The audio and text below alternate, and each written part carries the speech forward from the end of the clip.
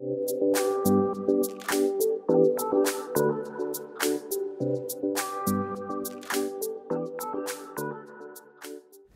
there, I'm Valorie Burton and welcome to the video version of this week's online newsletter. You know, respect really comes from having a shared agreement about what's okay and what isn't in a relationship and being able to honor that agreement. And so at the core of respect really is being able to set good boundaries. I don't know where in your life this might apply, but I want you to just think about it for a moment. Boundaries are your articulation of what's okay and what's not okay.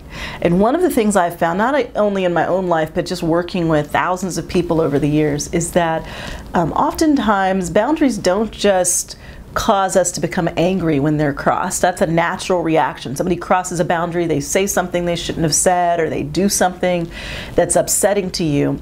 But oftentimes, it leads to resentment, which is a different level of anger. And typically, resentment happens because a boundary's been crossed and we haven't even let the person know that they've crossed the boundary. So we kind of keep it to ourselves, but we're resentful. And we might even begin acting out in that resentment. There might be some passive-aggressive behavior. There may be some things that we refuse to do or some actions we take and that other person doesn't even realize why it is that we're resentful.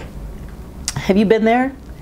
Do you find yourself kind of muttering under your breath about something somebody's saying or something they're doing, or complaining about that person, and yet you have not spoken directly to that person about how you feel, about what your boundaries are, and the boundaries that they've actually crossed? It's uncomfortable sometimes to talk about boundaries, to speak up for yourself, and to say what's okay and what's not okay. But it's necessary. I really believe it's a part of our personal growth to be able to speak up and say, look, I'm not okay with this. I need you to change this behavior. Or if this behavior continues, this will be the consequence. Sometimes the consequence is extreme. You may completely cut off a relationship.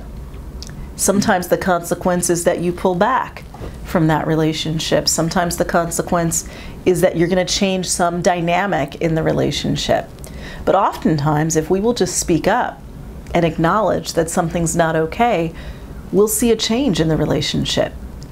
Until you say what you want, you can't expect other people to guess what you want. You can't expect them to guess what's okay and what's not okay with you. So my challenge to you this week is to be clear about what your boundaries are.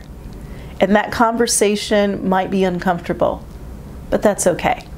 When you step out of your comfort zone, you should expect to feel uncomfortable. On the other side of it, what you gain is a new respect for yourself. And as you gain that new respect for yourself because you're willing to speak up, you will find that others also gain a new respect for you. If you want more life strategies, please just go out and visit my blog. It's at valorieburton.com/blog. I'll talk to you next time.